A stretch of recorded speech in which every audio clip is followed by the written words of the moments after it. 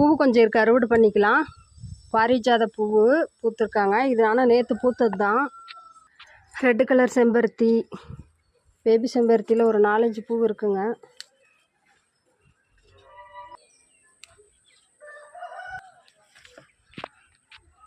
இருவாச்சி மல்லி ஒரே ஒரு பூ பூத்துருக்காங்க. ஆனால் நிறைய மொட்டுக்கள் எடுத்துகிட்டு இருக்காங்க.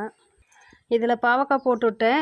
இதில் வந்து இந்த குட்டைப்புடலை போட்டுவிட்டேன். குட்டைப்புடலையில் ஒரு 3 விதை போட்டதில் 1 தான் முளைச்சிருக்காங்க. இந்த பிளாக் ரோஸ் எல்லாம் ஃபுல்லாக அறுவடை பண்ணிக்கலாங்க. பூத்த பூவெல்லாம் பறித்தா தான் மறுபடியும்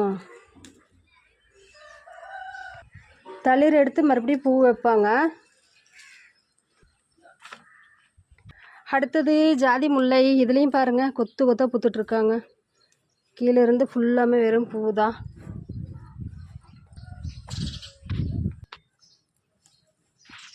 அவ்வளோதான். இந்த அறுவடை பிடிச்சா சப்போர்ட் பண்ணுங்கள். பாய்.